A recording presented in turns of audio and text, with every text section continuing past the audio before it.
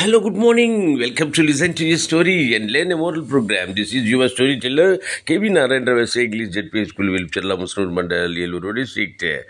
Today's story is Laziness Cost Jane her job. Laziness cost Jane her job.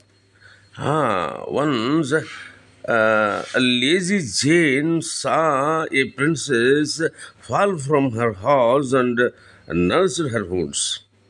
The princess said, "Hey Jane, will you work for me? Come to my palace before sunset." Jane went home and said, "Give me lunch, mother, then I will go." After lunch, Jane took a nap. Then she went towards the palace. She felt tired, so she sat under a tree to rest.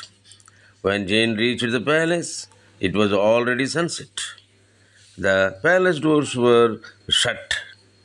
Jane thought, "Oh, I lost the princess offer. Because of my laziness, I will never be lazy again." Okay, the moral is due to laziness, you can lost opportunities. Due to the laziness, you can lost your opportunities. Okay, ఈ కథ తెలుగులో కూడా ఒకసారి వినండి, అర్థం చేసుకోండి. మరి ఒకనొకప్పుడు జేన్ అనే అమ్మాయి పల్లెటూరులో ఉంటూ ఉండేది. ఒక రోజున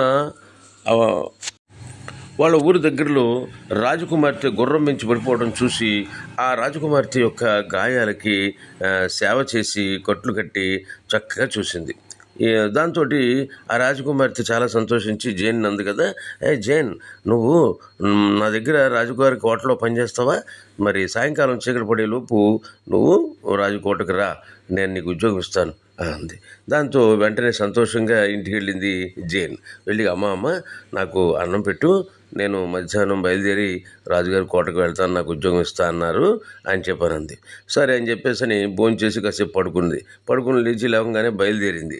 అయితే కొంత దూరం నడిచి కొంత దూరం వెళ్ళేసరికి కోట అంత దూరంలో ఉందనగా చక్కగా చెట్టు దొరికితే ఆ చెట్టుకి నీడ కాసేపు అలసిపోయింది కదా, మరి కాసేపు కూర్చొని లేచి మళ్ళీ బయలుదేరి కోట దగ్గరికి వెళ్ళేసరికి అప్పటికే సూర్యాస్తమయం అయిపోయింది.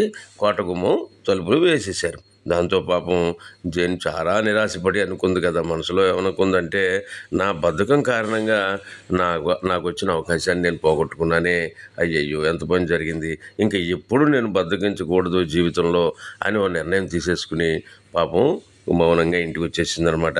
ఈ కథలో నీతి ఏమిటో ఇప్పటికే మీకు అర్థమై ఉంటుంది. బద్ధకం కారణంగా మనకు వచ్చే అవకాశాలు మనం పోగొట్టుకోగలుగుతాం. కాబట్టి మనం పోగొట్టుకోవాల్సింది ఏమిటి? అవకాశాలా, బద్ధకమా? బద్ధకాన్ని పోగొట్టుకోవాలి. కాబట్టి అందరూ కూడా ఖచ్చితంగా బద్ధకాన్ని పోగొట్టుకుని అంది వచ్చినటువంటి అవకాశాలను చక్కగా అందుకుని ముందుకు వెళ్ళాలని కోరుకుంటూ, ఈ కథ నీతి మీకు నచ్చినట్టయితే మళ్ళీ వినండి. అట్లాగే మీ స్నేహితులకు పంపడం మర్చిపోకండి. మరలా ఇంకో మంచి కథతో రేపు కలుసుకుందాం. అంతవరకు సెలవు. Okay, bye.